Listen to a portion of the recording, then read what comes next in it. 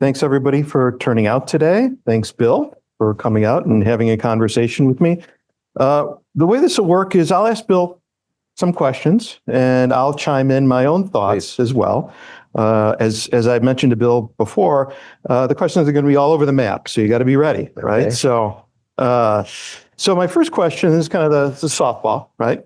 How would you describe the state of America's democracy today, and why? Very short answer to that. Well, it's good to be here, first of all, here at USC. School, I'm from the other coast, and so I only know about USC from a distance, mostly by our daughter-in-law. On the other hand, I was telling David, our son was at Camp Pendleton. He was a Marine officer, 2009, 2013, and she came with him from the East Coast to finish up her, and she wanted to go to medical school, which she has done since then. Is now a doctor, but she hadn't finished her medical pre-med courses in college, and so she did her post-bac pre-med courses here at USC, which she got into a good medical school. She's just a happy emergency room doctor. So I want to thank USC for doing that. My main story about that is that they lived down by Pendleton. It's San Clemente, I think, at that point. And she took the train up from San Clemente. I guess it goes up the coast, right? To Union Station, right? And she said it was beautiful. It was easy. Union Station, I guess. I don't think I've been here in LA. Is a beautiful place, I think. But she literally could not convince any of the people in her class that she took the train. And they would say, well, how do where do you live? And she would say, well, I'm San Clemente. It's my then boyfriend, but whatever, is at Pendleton. And well, how do you get here? Where do you park? So I take the train. And people literally didn't believe there was a train. Which I guess is a very LA thing, right? That there's no actual train service here. So I feel like I should actually take the train just to see it personally, but I did not do that. Anyway, it's good to be here. It's good to be with you. And David, I got to say, if you were watching hundreds of hours of me on TV when you were in high school, I don't know, maybe you should have gotten a life, I don't know. I was watching hundreds of hours of the New York Mets and the New York Jets and the Knicks when I was in high school. The state of American democracy is not great, in my opinion. That's partly, so I think, anti-Trump, just to put it on the table here. So, I think it's, if you have the president is very powerful in the United States, and who president is affects things. It's a two-term president, especially one who's reelected after January 6th, I would say, is not unusual to have a two-term president, very unusual to have two non-consecutive terms. So that's part of it, but it's not all of it, obviously, because we've had 20, 30 years of partisanship that became polarization. We've had, in my view, demagoguery from both sides. I would still put most of the blame on Trump and Trumpism, but there's certainly some blame to go around, some incompetent governance to go around over the last 10, 20 years, some bad luck, I would almost say, in terms of the pandemic, and maybe not perfect reaction to it. And so a loss of trust in our institutions. So I think, again, if you were I was once a political scientist and not as distinguished as these gentlemen, but I mean, if you just came down from Mars in a kind of social science-y way, and said, this is okay, here's the democracy, here's how the public policies are working or not working, here's the polling of trust in government, here are the people who are being elected to government, here's how they're conducting themselves in government, here's the level of ethics and of other norms. I don't think it's just that I came to Washington 40 years ago and have a fond memory of an older time, or I grew up in the 60s and 70s, I have memories of that, or read history and stuff. I do think just analytically, we're not as strong as we could be, as healthy as we could be as a democracy. Okay. I would say that, lots of my colleagues in political science and across the social sciences, Dave here talks about this all the time, backsliding, right? How much are we backsliding as a democracy? And it's a question that's important, not just for the United States, but lots of countries in Western Europe as well, and throughout the world. I think there are some real problems that we have as a democratic nation. As someone who studies and does a lot of research on history, there have been lots of times when we've had lots of problems. So I'm always a little bit cautious to be alerting you that this is like, the time that we're going to go over the cliff. This is the worst time in American history, because there have been some pretty serious times in American history. It's not to belittle or downplay what's happening today, but I think it's always good to get outside the moment, get off of Twitter, right? Get off of social media. That's a pretty good far, go outside, go for a walk, get some fresh air, and just try to think a little bit more broadly about where we are. If I could just say a word on the backsliding thing, I have a slightly different, I don't disagree with what you said, but slightly different objection to the term, which I think is relevant, though, to the first question, which is, so the term democratic backsliding, at least in the modern use, I think it was invented by political scientists, social scientists to describe problems in really mostly Central and Eastern Europe, a little bit also some of the Asian countries that had become democratic pretty recently and that didn't have well-established democratic norms or mores or institutions, and turned out to be susceptible to various problems. Russia being the most obvious example after the 90s, but many of the other countries in that region post-Cold War, and worries, well-justified concerns that they were, quote, backsliding to what was taken to be their more natural, in a way, more authoritarian state. They had more of an authoritarian history. That's what they were sliding back to. I don't really like it for the U.S. because I think it's too easy. It's almost an excuse. It's almost the flip side of what you're saying, which some of the people you follow on Blue Sky, they like. No, but I mean, I'm to the left of the people on Blue Sky in this respect. I don't think we're really. I mean, it's too easy to say, oh, well, it's so hard to maintain a democracy. We're just backsliding. There's some truth to that, but there are also people around who are hostile to, in my view, many of the fundamental norms and practices of a healthy democracy. It's not backsliding; it's an attack on democratic institutions and democratic norms.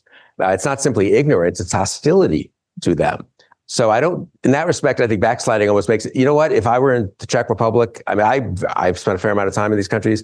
It's hard, right? It's hard building a new democracy. It's hard for us. You've studied the history a lot in the 1790s or in the 1820s, and a lot of things happened that, shouldn't have happened and that were genuine threats, incidentally, to this new democracy. And we ended up with a civil war. Everyone sort of forgets that. 70 years in, we had an unbelievably disastrous and damaging Civil War, good outcome from my point of view in the sense of the North winning and getting rid of slavery. But I mean, think about it, though. Talk about democratic backsliding, right? 400,000 people killed in a war on this continent.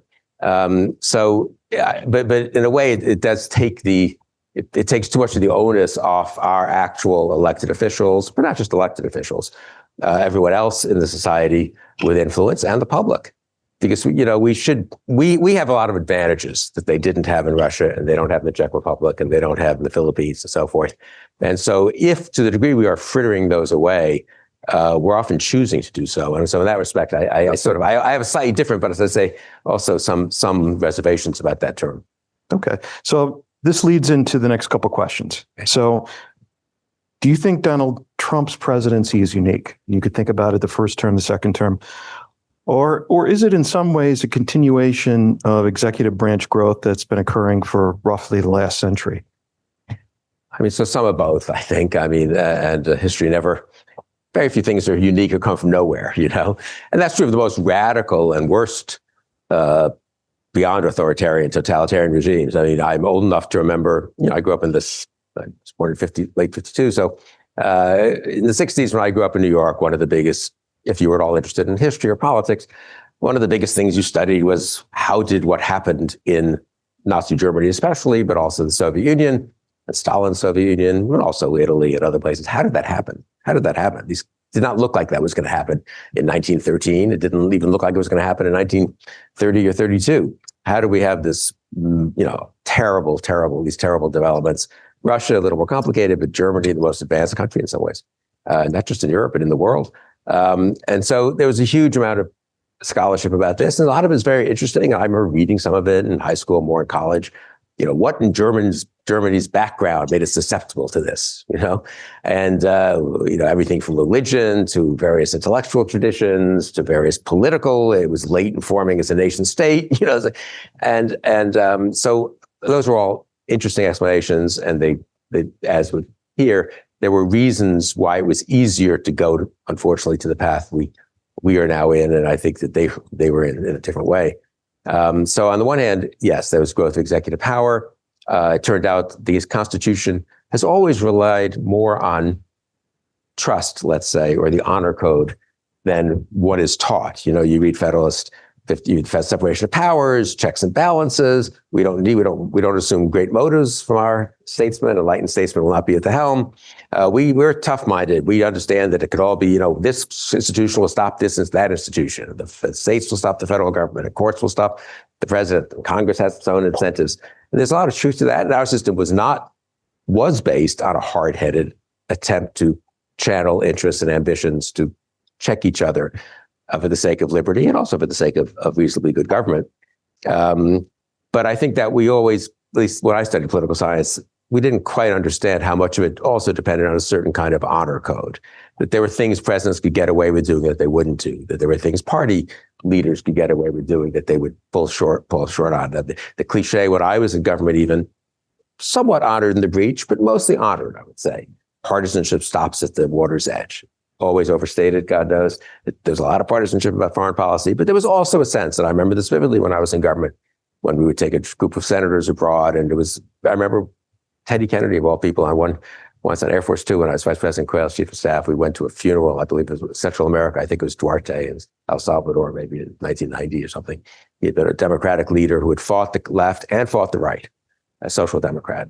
And Ted Kennedy had been on one side very vehemently of the fights over Central America, which is ancient history for some people in this room, but were very big in the 1980s. And some of us on that plane had been on the other side. Gene Kirkpatrick was on that flight, I remember. And I remember Ted Kennedy standing up, and I think I did a little briefing of these distinguished delegation. You know, I was just a staff guy. Here's how it's going to work. We're going to go here, then the hotel's here, and then we'll go to the service, pay our respects to Mrs. Duarte, whatever it was, and the logistics. And they asked questions, a couple of questions, and then I said, okay, well, thank you so much for all of you for coming, and Ted Kennedy said, Bill, do you mind if I say a word? And I was like, yeah, that's okay. Yes, Senator Kennedy, you can say a word. And he very eloquently, I've got to say, said, look, I have my real problems with the Reagan administration, some problems with the George H.W. Bush administration. Dan Quayle, he was friendly with Quayle. Dan and I have been on opposite sides of these debates in the Senate since Dan got there in 1980, and I was already there. But we're going as representatives of the American government. And we should, obviously, if you get asked your opinion on something, you're free to say what you think. But I would encourage you, try to keep some of the political fights, put them aside. Let's speak for America. Let's honor this man who's passed. It was a little easier, honestly, in the sense that it was a funeral. Let's leave aside all the debates we're going to have going forward. And I remember being moved by that. And I don't think that was just Ted Kennedy, and I don't think that was simply a token kind of thing. I do think, in that respect, the willingness to submerge certain aspects of partisanship, the willingness not to make certain appeals, even if you knew they might work politically. Again, a lot of bad appeals were made over the course of American history, a lot of very bad ones, actually. But I'll tell one last story. Do you think it was easier to make that statement from Kennedy, knowing that the Democrats held control of Congress for 40 straight years? Yeah, probably, and that they could check the Republican administration. There was kind of a balance of power in Washington. But I think, as you know, we've now gone to, the polarization has been so great. That's the other thing that just changed so much. I'll tell two quick stories, one fact and one story, just to bring it home. When I got to Washington in 85, I think this is about right. The Senate was, Republicans had a slight majority. They lost it the next election in 86. It was close to evenly divided. 26 of the 50 states had one Republican senator and one Democratic senator. And the others were two senators from one party each, and it was slight Republican control. So my math's no good here, but it was like, 13 Republican states and 11 Democratic states or something like that. 26 divided states. If I'm not mistaken, right now, there are only, 3 states left that have one senator from each party, I think. There were 5, I think, a couple of years ago. 47 of the 50 states are one-party states in the Senate. And this is the important part, the huge majority of those states have governors, state legislatures of the same party as the senators, and the majority of their House delegation, which sometimes, incidentally, as here and as in Texas, different ways, is gerrymandered to be lopsidedly one party. That's just going to affect, this gets to your executive power point, but a slightly different way. That's going to affect politics at all, even if people don't want it to affect the sense. It just, if you are in a state where the entire political elite, the political infrastructure is controlled by one party or the other, you're going to be a different kind of politician most of the time. Some people will rise above circumstances. You're going to be a different kind of politician most of the time. And then if you're in a state which flips back and forth, where your colleague that you have to work with on state efforts is a member of the other party, that maybe a little majority of your congressional delegation is from the other party. The governor could be from the other party, but you've also got to fight the federal government to make sure California gets its money for water and all this. It just changes the character of our politics. So I do think both in terms of the growth of executive power, what you mentioned, and the polarization and other issues, there's a lot that's been happened to lay the groundwork for this moment. I will also say, though, getting back to my theme of not giving people too easy and out. Jeb Bush, I knew some, I know a little bit still. And I remember him being asked privately in 2016, after Trump was the nominee, being berated a little bit by one of his donors. You know, Jeb, I mean, you should have seen the immigration issue was coming on strong, and you shouldn't have let Trump have it that way. And you should have said, stood up more and fought back on that issue and made clear that you're against illegal immigrants and we need to cut back on some of the privileges they have and all this. And Jeb said, look, I think this is true. You're analytically correct. It was a huge issue for Trump. You're probably correct that I could have adjusted some policies a little more or made clear that I was open to adjusting them a little more after the 2015 migration crisis in Europe and so forth. But Bush said finally, but I'm not going to, there are certain things I was not going to say. And I'm not an idiot. I mean, Jeb Bush as a governor of Florida. He said, I know that some of these appeals worked for Trump, but I wasn't going to make them because I think they're wrong. And I think they're bad for the country. And I think once you unleash things talking about a Mexican judge who's biased against me because he's an Indiana judge whose parents, I believe in this case, came from Mexico, which Trump mentioned in 2015. And once you unleash the talk about the rapists and the flooding of America by people who have bad blood and vermin and so forth, you can't put that back in the model. And Jeb said, I just wasn't going to do it. I'm not an idiot. I know that some of that stuff works politically. So I do think some of it is, we've had demagogues before, but none has quite become, I'd say, president in recent times, a real full-on demagogue. Those who have used some demagoguery have tended to pull back on it once they became president. You could say that George H.W. Bush, for example, the '88 campaign, the fight against Dukakis had its demagogic elements, Willie Horton and so forth. But as president, he said, okay, now I'm president. At least on most issues, some issues, I'm going to rise above that. That's campaigning. This is governing. Trump never stopped. I mean, his 4 years in office was, I think, devoted to inflaming tensions in a huge majority of cases, not reducing them. You could argue Democrats have some guilt here too. Certainly now it's different even from the first term in that he's really unleashed. And so I do think that part of it is not just more business as usual. So is it style more than anything else? Well, no, I think people sometimes, it's a good question. People ask that or say that, don't you just object to Trump's style? But the style at some point becomes the substance, right? If you're a demagogue who's willing to call people scum and vermin and say that they're traitors basically, and I want these people prosecuted. I mean, once you have people in the federal government that are willing to carry out your talk in a way that people were not in the first term, because there was a little more left over of the old guardrails within the executive branch, then suddenly you are doing things, I think, that are beyond style and get to substance. So let me follow up on a lot of this with the next question. So the founders back in the 18th century saw the Congress as the first branch of government, right? Do you think Congress in recent years has abdicated its role in governing? Yeah, totally. And more so now than before, but gradually over time. I do think it's very much of a piece with, don't you think, the polarization. People think of themselves more. When I got to Washington, people were, first of all, senators and proud to be senators, even proud to be members of the House. Second of all, Republicans or Democrats. And that was what the founders, of course, didn't expect party government in the way we have it at all. They feared it, actually, because they thought it might go, frankly, sort of in the direction it's gone in.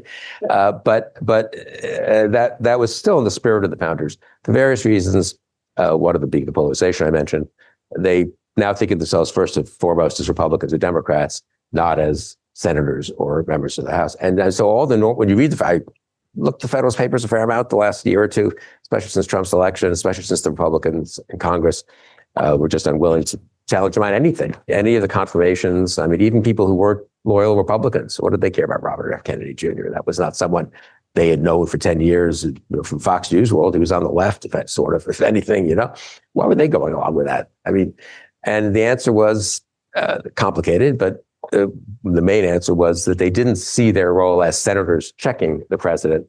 They saw their role as Republicans supporting a Republican president. And I think that's a very big change. And it does create problems for the normal account, don't you think, the normal political science account of how the government's going to work. We'd say, hey, don't worry so much because Congress is going to check the president, except various reasons it doesn't. I mean, some of that. So we talked about polarization being an issue. Another issue that maybe not as talked about as some others is nationalization, the nationalization of politics. So much of what we do is focused on national leaders and national issues.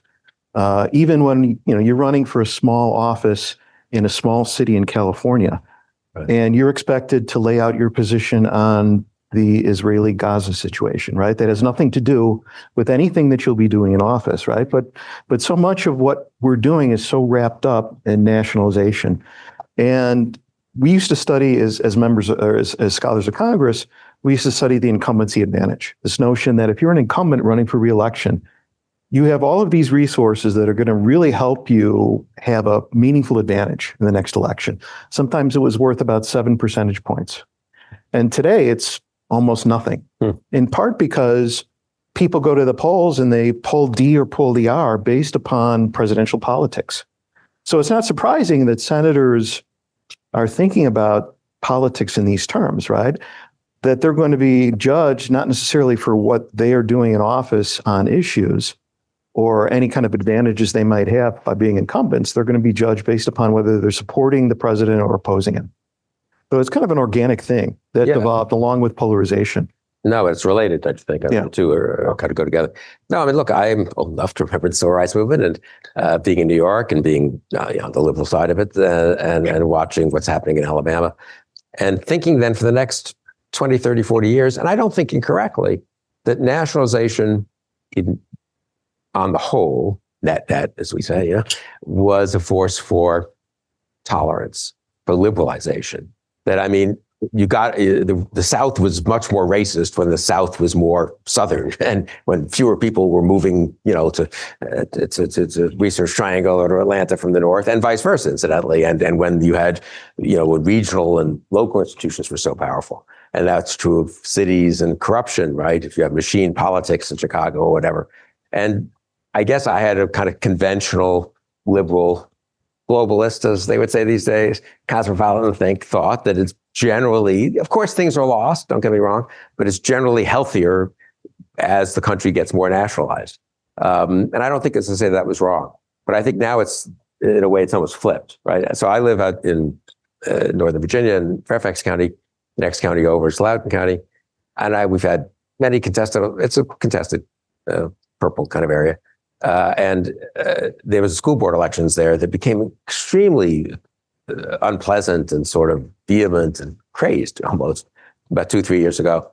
And it was entirely based on people running on what Fox News, from the right at least, a little bit on the left, more on the right, what Fox News was reporting was going on in Loudoun County. And I mean, it's like, be like being here and talking about, I don't know, the next county over. Saying, I kind of know what's going on. I have a lot of kids, a lot of friends there. I mean, I know what's going on in Loudoun County. And 95% of what's going on in Loudoun County is totally normal, suburban American, public schools where the kids are, it's not that diverse, honestly, but it's kind of heterogeneous. And there are a lot of people whose parents work for the government or in military and so forth. And it's basically fine, and there'd be one instance somewhere that was seized upon and become a national issue. But the real irony, and this gets to your point, Jeff, I mean, is that the local politicians ran on the national cartoon version of the local issue. You know what I mean? It wasn't actually about what's going on in the schools there. And incidentally, most of the parents are very happy about the schools there. They moved there to have good school systems and also to pay a little bit lower taxes than you'd pay in Fairfax County. It's like moving out one notch, further away from the DC. And that's why they went to Loudoun County. And there was not a big outflux of parents from Loudoun County because they didn't like the schools. They were quite the contrary. Their kids were getting into UVA or William Mary or good schools. It was fine. But we had politics that was kind of unmoored almost from the local reality. Yeah, I mean, absolutely. So we've hit a lot of my questions already just by your answer to some of my other questions, but that's okay. So we know that President Trump isn't a popular president, and we've seen his popularity in his second term decline over the last year. But we also know that nobody likes the Democrats, and people like the Democrats even less than the Republicans. Nobody likes Congress. Right. What does this all mean for the health of our system?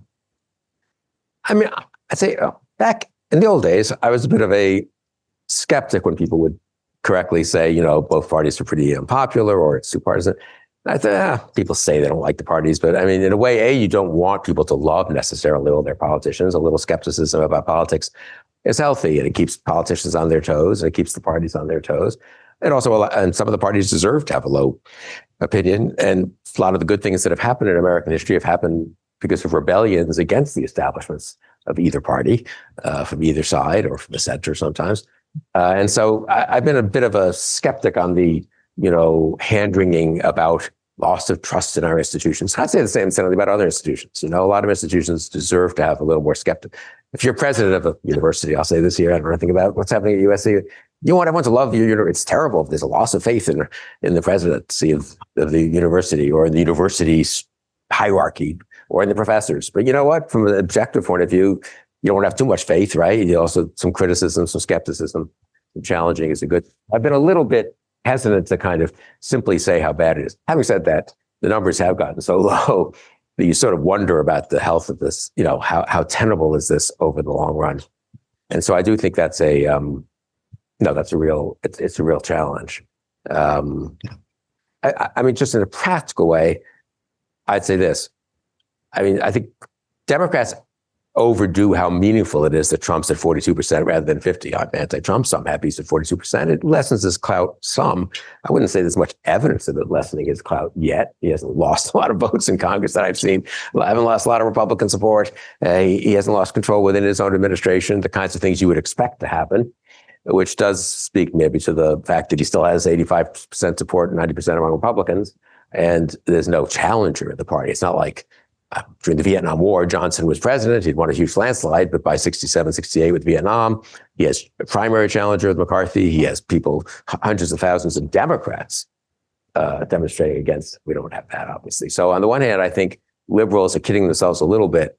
It matters, and it will matter a little in 26. I'll get to that in a minute. But it kidding themselves a little bit when they, are so happy when Trump's down 2 points in approval in some Gallup or Pew poll. On the other hand, I think Republicans are kidding themselves and they say, oh, the Democrats are in terrible shape. No one likes them. They are in great shape. They're divided, as they often are. It's a big party of a lot of different coalitions, a lot of internal problems. At the end of the day, at least in 2026, at least in the federal races, it's going to be about Trump. It almost always is anyway. A referendum on the incumbent, the single best predictor for how an off-year election is going to go is the approval rating of the president, not the approval rating of the opposition party, not whether you like some particular congressional candidate out here. Most people don't know who most of these candidates are, especially if they're new ones, right? It's a referendum on the president, especially when the president has controlled Congress for his first 2 years. And there's a lot of just built-in momentum in the system, and I think in the public almost, of, you know what, maybe it's better to have a check. I mean, certainly in 2018, I lived in Northern Virginia. We had a very good, actually, Republican member of Congress, Barbara Comstock. She was pretty anti-Trump. And so if you were an anti-Trump Republican, which I and some of my neighbors were sort of part of the heart of that, you could have voted for Comstock, and I had voted for her in previous congressional elections and actually state legislative elections. But you know what? Trump had controlled Congress in the first term, first 2 years. Republicans had controlled Congress. People in my district, at least, not a typical district, I will grant, kind of upper middle class DC suburbs, but wanted to check Trump. And so I voted against Barbara. I said this Barbara Comstock. She didn't take it quite as well as I hoped, in that election. I know her. She lives like a mile from me, luckily. And I've known her a long time. She was in conservative politics in the way back in the Reagan-Bush years. Because I just thought it's too risky to have him control Congress. So I think that's the main dynamic for 26. Having said that, 28 presidential elections are totally different from off-year elections. And there, as with, you need both parties, I think, will need to have some message for the future, especially the Democrats, because you are asking people to change. And they will need a Clinton-type 92 situation. If you look back at 92, and you've studied this stuff some, I mean, Democrats in Congress were not popular. I remember this when I was in the Bush White House in 89, 90. It was, they had a big scandal. They had to dump their speaker, Jim Wright, in the middle of the session. I don't even know if it was a big, by today's standards, it was a tiny, minute scandal. But at the time, he was, I don't know, I can't remember what it was, honestly. He was making some money he shouldn't have been making in like the tens of thousands, not in the tens of millions, And he was dumped by the party. Tom Foley, who no one knew, became speaker from Washington State. Who was George Mitchell was, I mean, no one thought they owned splits in the party, very big centrist left splits. And I remember people in the Bush White House, the George H.W. Bush White House, where I was staffer, saying, yeah, we're going to be okay because we have our own problems, but the Democrats, look at that disarray. Clinton came along, he had a positive message, he ran a good campaign, Perot showed up and probably hurt us a little bit more than they hurt the Democrats too. And Clinton wins by 5 points after Bush had won by 10 points in 88. That's when you think about it, right? We had a pretty big recession, right? Pretty big recession. 91, 92. By the end of 92, we were growing 3.5% again. I take that point. We also won the Cold War, which you think the voters might give you, without a shot being fired, you think the voters might give you some credit for, but it turned out they didn't. This is another thing about voters. They're very forward-looking, I think, especially in presidential years. 20 off years is a little bit, we want to stop, check this president. Presidential years are about where do we want to go. And I do think we in the George H.W. Bush, this is the one thing I learned, I think is confirmed by political science studies, but I'm not sure. But I learned to practice the hard way.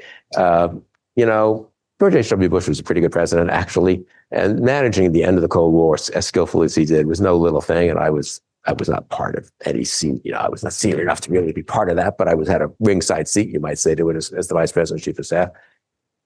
Voters were like, "That's thank you. That was very nice that you did that." Now, with Cold War's over, we want a president who will focus on healthcare, education, a little more economic growth, a little more distribution of growth down to the middle class. And so thank you, President George H.W. Bush, for electing Bill Clinton. This is an amazing fact. George H.W. Bush got 54% of the vote, I believe, in 1988. He got 38% of the vote in 92. Now, Perot took some of that, so it's a little misleading. But even so, so let's do the math. 16% of 54% would be between a fifth and a quarter, right? Sorry, between a quarter and a third. Anyway, quarter, roughly, of Bush voters it was so unhappy by 92 that they deserted him, leaving aside deaths and new voters. They deserted him for Clinton or for Perot. There was a recession, and he had promised not to raise taxes. That's a very big part. And he did. And it was tired after 12 years. Yeah. I think a lot of that would make it. But anyway, it's a good lesson for me that, you think, hey, this is it's like being a good professor, right? You're judged on how well you taught your classes. But it turns out in presidential elections, that sometimes is true. Obviously, Reagan in 84 benefited from a huge economic boom and so forth.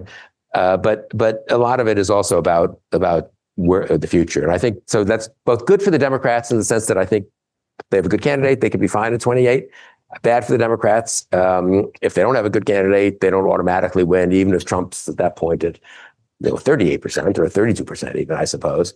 Republicans have their own succession issues post-Trump. So I think in 2026 and 8 will be, especially 2028, actually, very interesting moments in American democracy. Okay, I think we got time for 2 more questions. Okay, I'm gonna ask you a current question, and I'm going to ask you one that is a little provocative. Okay.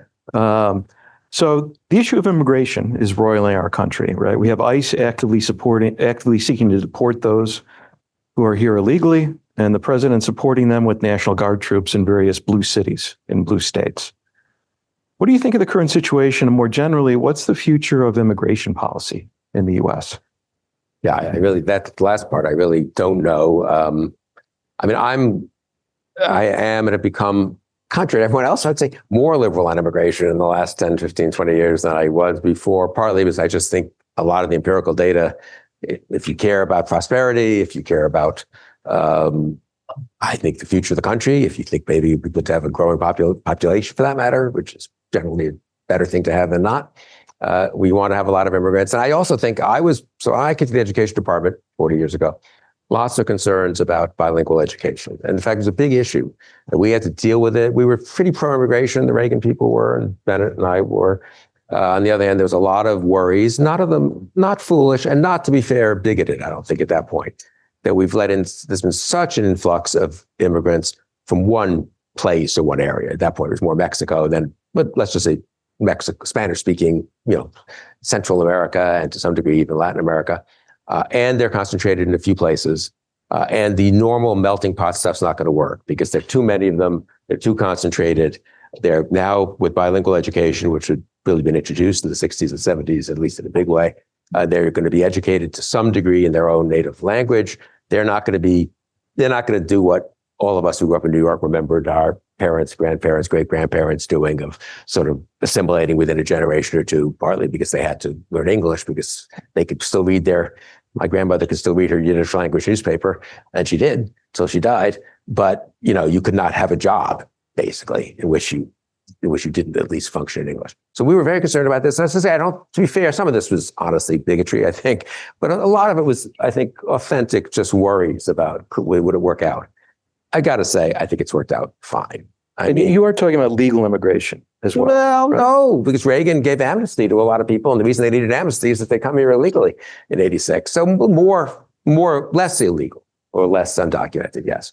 Anyway, so and also the people who came here and got amnesty did fine. And the people, anyway, so I guess I became pretty relaxed in a way about immigrants from a lot of different places. And then we had immigrants from all over the world. And there were a lot of concerns about them. And they're really from weird cultures that are very distant from ours. And they turn out to be doing fine empirically, in my view, in America. And the country doesn't need, in my view, we don't have too many people. If anything, we still could use some population growth. So I've become more liberal on immigration. Plus, I do think the price you pay for getting tough on immigration is a kind of illiberalism that seeps away over. It's bad enough for the immigrant families that are targeted, but it seeps over into the country as a whole. I think you're seeing that very much today with ICE. So I'm pretty liberal on immigration, so I don't trust my judgment politically on it, honestly, because I see what's happening, and I think nothing is. I mean, the going after people who've been here for a decade is crazy, and going after them where we're going after them is really terrible. And why are people supporting this? And some people are, and some people are doing it for bad reasons, but some people are doing it, I think, out of, I guess, some account of why this is good for the country. So I don't trust my political judgment on it. Final point I'll make, this I did learn is, this is a case where, despite nationalization, it actually does look different depending on where you are. If you're here or maybe down at the border or in Arizona and so forth, I think the feeling, Northern Virginia was very lucky. We have a very high percentage of immigrants. Our son went to the math and science school in Northern Virginia, the public school, the magnet school kind of. 3/4 of the kids were not white Anglo-Jewish kids, mostly South Asian, but some East Asian, a fair number of Hispanics, fair number of people from all over the place. We had a huge immigration waves in Northern Virginia, partly with use as a place where they put immigrants, like when the Vietnamese came over and stuff, they resettled them there. And a happy story. Northern Virginia has low unemployment. It's a booming area. People get along. We don't have a lot of hate crimes. The people who lived there before have done fine, and the people who came anew have done fine. I think I had a very rosy picture of it. I'm sure that's not the picture people had in different parts of the country.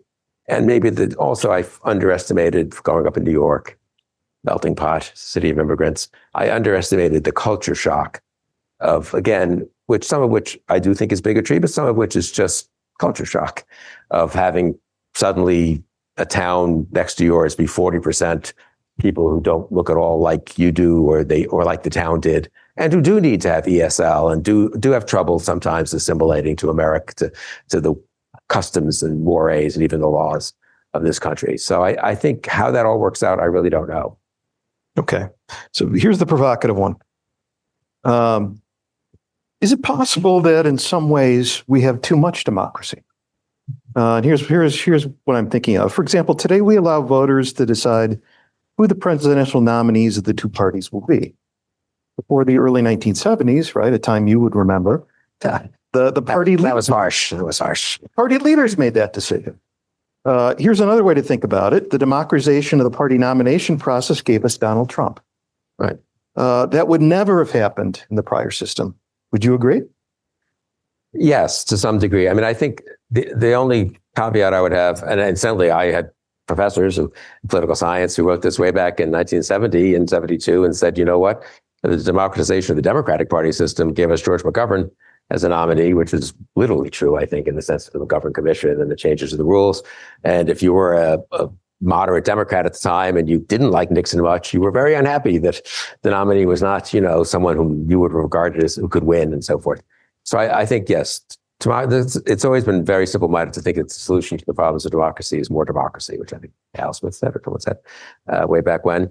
On the other hand, I think it's also kind of simple-minded to think that it's easier to see the problems with aspects of democracy, and especially maybe populist-inclined democracy. It's easier to see the problems with that than to see the solution, because it's not like elites get everything right. And we had a lot less democracy in the 60s, a lot less transparency into government and stuff. And we managed to get ourselves into Vietnam, which surely is the worst foreign policy disaster since World War II. And that was not done because of popular Donald Trump or popular, demagogues saying we should go send 500,000 people to fight a war in Asia. It was done by elites and very elitist elites who thought they were doing the right thing. I mean, don't get me, and I don't think there were conspiracies here. And a little more democracy would have been maybe healthier then. So I think it is a complicated. I mean, look, the founders understood this, right? Democracy is a complicated system to make work well, and it requires elements of let's call it real democracy, but also elements of filtering of democracy and of checking of Do you support open primaries? Do you like open primaries? Do you think if I'm typically a Republican voter, I should be allowed to go into the Democratic? Yes, I've been in favor of most of those kinds of reforms, open primaries. Very much in favor of fusion voting. We don't need to get into all the details of this, which we had in New York and still have in New York, actually, which we had growing up. We could start a centrist party in California. It could endorse people from either party or run its own candidate. And if it endorsed the person from the other party, your vote wouldn't be wasted because the votes are fused, are combined on the final ballot. This happens today in New York, happened all the time when I was growing up in New York. And I think that would be a way of having a little more breaking the two-party duopoly, which I do think now is damaging to some degree, without going to A, the system has a strong bias to two parties, and B, without going to the other extreme of 9 parties or something. So you like weaker parties? This point, I would like weaker parties. Ironically, I think yes, partly because the parties aren't themselves strong. They're now just instruments for their leaders. You see this in Congress. I've gone on too long, but I'll just want to.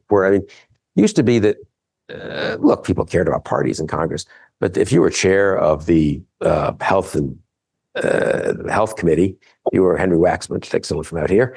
You were hugely powerful, and John Dingell and people like that, and they made policy and they negotiated with all the stakeholders. Sometimes the policies were good, sometimes bad. They dealt with their Republican or Democratic ranking members. That's been totally gutted. Everything is done in the Speaker's office or the Majority Leader's office.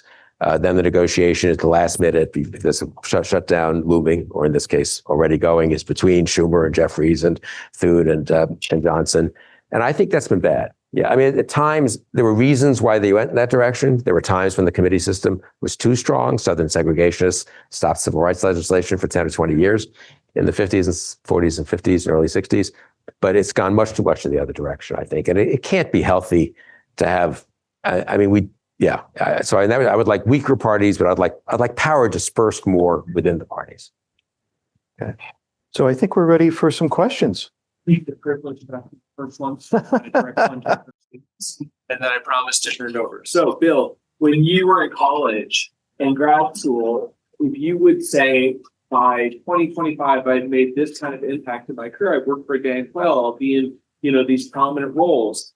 You would have said this is success. So what can you tell our young people, our students, about how to make an impact in policymaking and politics, what have you, and not so much tactically, but what life lessons have you learned about how to make an impact in policy and politics? I'm not sure that much impact. Maybe some people don't think the impact is always for the good. Even looking back, some of it's been unprofessional. But so I'd say, honestly, I kind of fluked into this thing. And I think maybe there's a lesson in that. So I went to grad school. I went to college at Harvard. I very much like political philosophy. I was always been interested in politics and science, so history. So I was general interested in that stuff. But I really philosophy. I studied that. I went to grad school in political theory. I was lucky to get a job coming out of grad school. At Penn and then back at Harvard teaching political philosophy. So there was always a little more the practical side of that. I'd say I thought mostly the standard, I assume you have it here, Plato to Nietzsche kind of, do German political philosophy courses. And I taught myself, I took courses in German and Greek. So I could actually at least fake my knowledge of, of the ancients and the German thinkers. At least I could look across the page, and so make sure that the translation was accurate or the same word was being used. So I really thought I'd be an academic. And I wasn't great at it. I wasn't at the patience, honestly, for it. I got the Kennedy School weirdly recruited me. Just to give you a sense of how random it was. In '83, because they wanted to teach a little more philosophy to their public policy students. That was pretty early. When the curriculum was pretty much micro and macroeconomics and public management exclusive. And so I ended up there because I was in school. met people in government, and I ended up getting recruited to go into the Reagan administration in the second term. And then I liked it, and I did okay, and I stayed there. That was the end of my academic career. So, I didn't sit around thinking I want to go to Washington. I didn't go to Washington as a 22-year-old or whatever. I'm not against that, incidentally. But I do think one lesson I learned is, say this, luck matters a lot. Random things happening, bad luck, unfortunately, can matter too. Good luck is better. It can be good. The one thing I try to say to young people, which I do think I don't know, somehow had the instinct to do, is you should learn as you go along. It's very unlikely that at age 20, you know what the world's going to look like when you're 30, 40, or 50. It's also unlikely that you have a terribly correct, necessarily, understanding of yourself and of your strengths and weaknesses and of what you like doing. Maybe you like doing something at age 20 that you don't like doing so much at age 25 or 35 or 45. And some of the people I know who've, had, thank God, most people I know, I think, had pretty good luck. Were dissatisfied, say, later in life, are people who just told themselves, I've got to do this. They told me I was good at that. I stuck to this. I stuck with it because I was going to be good at it. And they are good, certainly sometimes. But they ended up doing something they didn't really, love doing. And I do think A lot of times you can't expect to start in the good path, but you could adjust. Now, having said this is very much a first world problem, or a first world solution, because obviously most people in this country, probably so left of the world, don't have the luxury of thinking, well, I'm so changed. But yeah, people have, they got to get jobs, they got to support families, they got to help their parents out, they're working class, they're bored, and they do what they have to do. And then they find their satisfaction in life, spheres. That's obviously great. But I do think learning is being open-minded, both about politics. that's one thing people often say. You keep an open mind, change your mind on something. But also about what you want to do, honestly, to the degree you can indulge that or experiment. I do think people should come to Washington, incidentally, having said I didn't, at age 22 or 3, but you know what? You learn a ton if you're there for a year or two. And you learn maybe what you're good at and what you're not so good at. You learn that you love this kind of craziness of Washington and the flexibility and the drama, or you learn that's not for me. And both are fine things to learn. So I'm in favor of having a sort of open mind. Going forward. Okay. You can. We have a couple mics going around. Hi, testing. Can you hear this okay? Yeah. Yeah. Okay. Hi, I'm Isabella Davidson. I'm a Master of Public Policy student. Previously, I was a campaign manager for California Assembly District 72. My candidate was a queer Black woman who strove to do a lot of local bipartisan initiatives to bring together conservatives and liberals.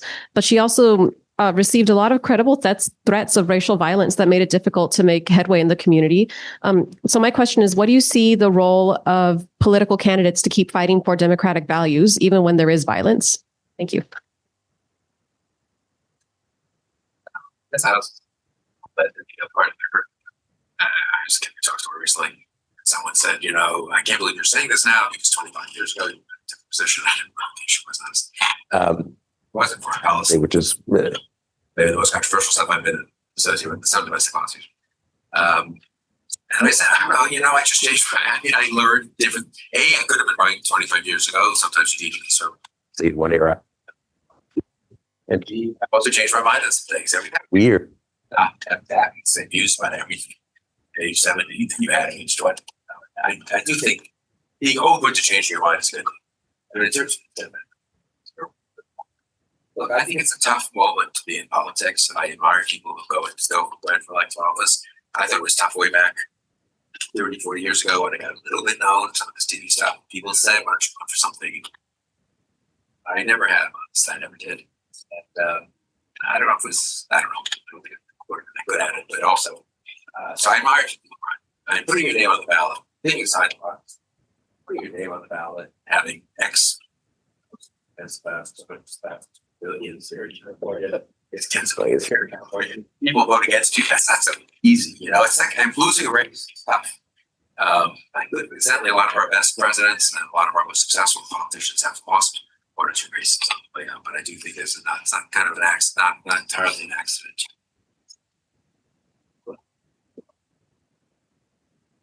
Anyway, the violence thing is a whole different level. Problem. Good news is it's terrible to be in the middle of it. They do sort of come and go sometimes. I used to college in 73, and then in grad school. the high school from 68 on, 66 on. So I was in high school and college, the height of the assassination. So King, Bobby Kennedy, just on after the assassination president. And then we had two assassination attempts on Ford. We had the riots, The streets, obviously. 68, 69, 70. State, I mean, what they felt in that time, oh my God. But I thought this is funny. I mean, am I going to live in a country where it's just going to be Assassination every year and just mob violence and there's something that continued sleep, but it did.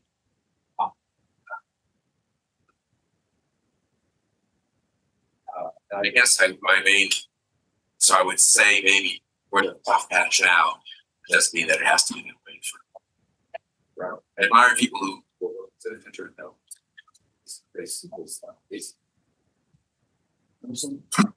Hi, I'm Rosa Kula. I'm faculty here in the Price School. And I was curious about your thoughts, kind of building on the violence, but more tied to the potential for violence in using now the Department of War and National Guard in domestic situations where you're actually potentially provoking the thing you're claiming to go in to squelch. One of the concerns I have in our democracy right now, it's one thing not to check on spending on that for a very long time. It's another thing not to check the objectivity of either the FBI or the Department of Defense and Trump's recent action, both speaking at the 250th anniversary of the Navy celebration and this representation of what's happening in some of the cities as a reason to send in the National Guard are going to create serious. It's hard to interpret those as a representation of democracy. And how do we check that? I'm very much with you in the concerns. I would just add that, look, one could be mistaken in sending in the Guard, but, you're doing it in good faith and maybe it wasn't necessary and you had some understanding that things were needed where they weren't, or that the legislation authorized things that didn't and whatever. It's another thing to send in the Guard or ICE or some federalized Guard or actually some actual active duty troops and then herald it with almost exultation at the thought that there could be violence. And I mean, the video, so for me, it's in a way, the spirit in which it's done, to kind of get to your point about tone earlier, or is as important as almost as important as what's done. I mean, I was part of the George H.W. Bush administration. He sent, with Governor Wilson's acquiescence, and I think at his request, actually, we activated active duty troops to come to LA in 92 after the Rodney King verdict. But no one thought, and I think it worked. I think the riots subsided. Even if they hadn't worked, no one thought Bush was doing it in order to provoke violence. I mean, Bush clearly wanted to try to help end these horrible riots. With the local authorities. Correct. But also his DC temporary thing. I look forward. Of course, we don't want to have these people here for a long time. They are peacekeepers and they've been trained to do this. Very dry script. Reluctance that I do this because we don't want to establish a precedent, but this is very, very bad riots. And it worked. I think it worked. It would have died on it. And it wasn't a precedent. And it didn't happen for the next 20 years, 30 years. And no one thought it should happen, honestly, because we didn't have the riots that were that bad. The degree to which it's pretty clear, and they say this, basically Stephen Miller says this, they're looking for an excuse to federalize the Guard. They're looking for an excuse. ICE is looking for excuses to be as sort of tough as possible. Let's land a Black Hawk helicopter on an apartment building in Chicago and roust everyone out at 2 a.m. There was no evidence, and there were no that these were particularly dangerous people there. And let's just get all the 5-year-old kids out at the same time. That stuff's very bad. And I do think that does lead to more violence, and it also normalizes the notion that government agencies are interested in using violence against Americans. Look, police brutality has been a long time problem. I don't have to say this in LA, and it is a real problem, incidentally. And one reason why it's more of a problem, if I can put it this way, than normal violence among citizens, a brawl in a bar, is that the people who are authorized by the state to use violence are using it illegitimately. And a good society does its best to limit it. You're never going to totally get rid of it. The degree to which we are now on the other extreme of that is very concerning. Some of it's a public policy matter, since you guys are in public policy schools. I mean, the doctrine of qualified immunity, I think, is crazy, for example. You cannot really hold people accountable, it doesn't seem, if they're in any kind of law enforcement role. For us, there were times when I think it was important to let them do their job and not have them sued every 10 minutes, but we've gone too far to the other extreme. But again, that's not the situation we're talking about here. And look at the rhetoric again. I think we know what even a very law and order, I would say Pete Wilson type, governor or president would say if you cared about law and order. But you would say, look, I want peace here.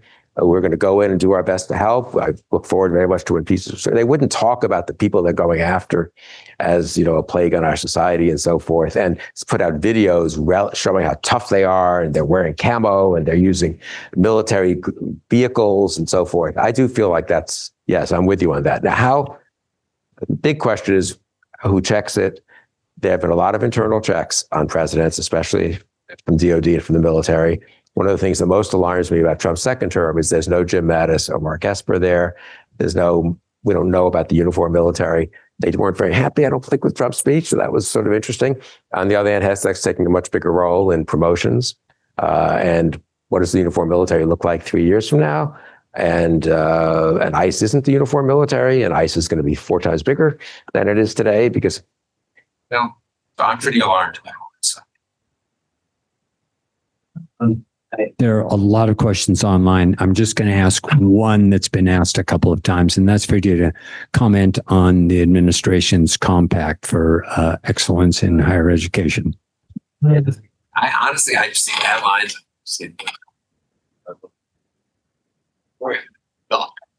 NHS and DHS and DOJ that have been focused on this. That again, I don't think the administration. You understand what excellence in higher education is. So I would prefer the universities to their own understanding. I'm a critic. I've been a critic. So it's can't even various aspects of the universities I attended and the ones I taught at. I got in trouble a little bit then for criticizing the administration over certain things. Political correctness side, I was on the anti-political correctness side and so forth. So I'm not a huge defender naturally of the university. But there are plenty of people who put a track record. The other public universities, obviously at the state level, but also private universities have boards of trustees and donors and professors and students. Market forces say. So I much prefer to leave it to that. I just think it's healthier country and one administration. And having one administration decide, because it has a particular view of things, that it's going to have a compact that will last, I suppose, as long as it's in power. And then the next administration will come on and say, you know what, we think this other stuff is underserved and we need to go in the other direction. We want a compact here. And I mean, that's not going to be healthy for the universities, I think. You don't have to be a defender of everything about American higher education to think this is a bad idea. We'll get one more question, but before we do, I just want to announce there's lunch outside. We've got plenty for everybody, I think. So grab a box lunch as you walk out. Don't let them go to waste. Do we have one more question maybe before we go? Okay.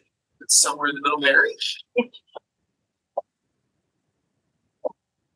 Yeah, I'm Mary Lynn Bourne, and I am on the faculty at Price. I actually teach in the real estate area, so not on the policy side of things, but know a little bit to be dangerous. But I'm actually asking, and I'm kind of curious, it didn't come up before in terms of campaign finance. That seems like a big aspect of the erosion of democracy to me, and I'm just curious, your view about the role of finance in the democratic process. Real estate is important for public policy area, as you know. Isn't it? Actually, housing isn't that a huge issue these days? It's all going to be solved by the abundance agenda and all this. And I think actually California is a little bit ahead of other places and trying to be somewhat serious about dealing. Well, maybe not. Maybe I'm just believing stuff I read, but in dealing with it. And I'd say from the point of view of someone who's these days is more on the Democratic side than the Republicans, it would be good for the Democrats to take it seriously and not be quite as tied up in red tape and so forth, and preventing affordable housing or any kind of housing from being built, in my humble opinion.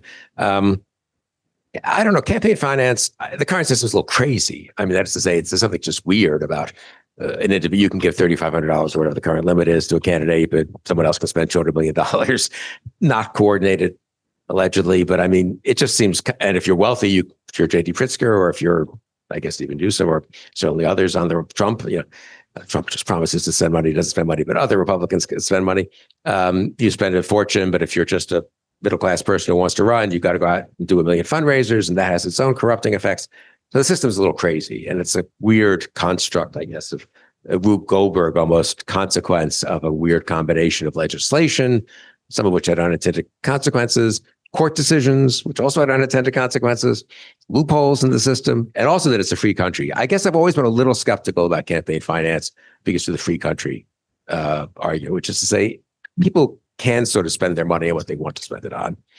It's hard to tell people you can't spend your own money advocating, putting out a magazine that will support liberals or conservatives or whatever, pro-war, anti-war people.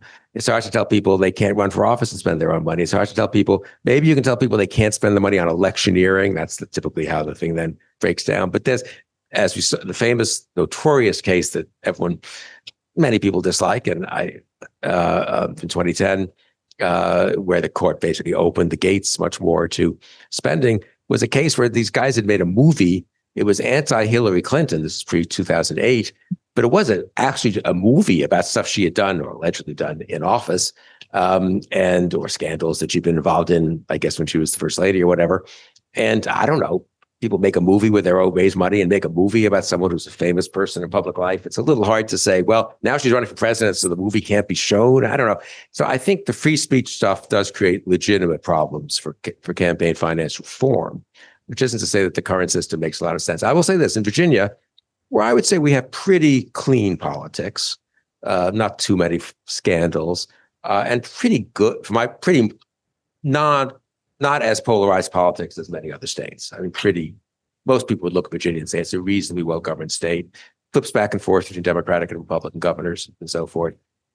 We do not have campaign finance limits on state races. So right now in Virginia, the Republican candidate and the Democratic candidate, Appleton Spanberger and Winsome Sears, are raising unlimited amounts of money from in-state and out-of-state for their campaigns. So that cuts very much against the campaign finance. We have to limit contribution. On the other hand, everything is disclosed, and it's disclosed for 24 hours, and there's pretty strict enforcement of that. And I've got to say, I don't think our politics have been hurt much by that. So I'm a little bit of a skeptic about, I don't like the current system much, but I'm a little bit of a skeptic about some of the reforms that people think will magically work. I'm not dogmatically against matching funds or limits and stuff, but it's just in a free country where people can spend money as they wish, including on promoting their opinions. And we dealt with this in the Weekly Standard. I mean, there were times when people would say, well, you got to be a little careful, but they could say you're electioneering when you have, 18 straight pieces praising John McCain or something, On the other hand, I don't know, we're putting out a magazine. Aren't we allowed to praise John McCain, So I was just cautioned that I think people overdo it probably a little bit as a contributor to our problems. And also they overdo how easy it is sometimes to kind of solve campaign finance problem.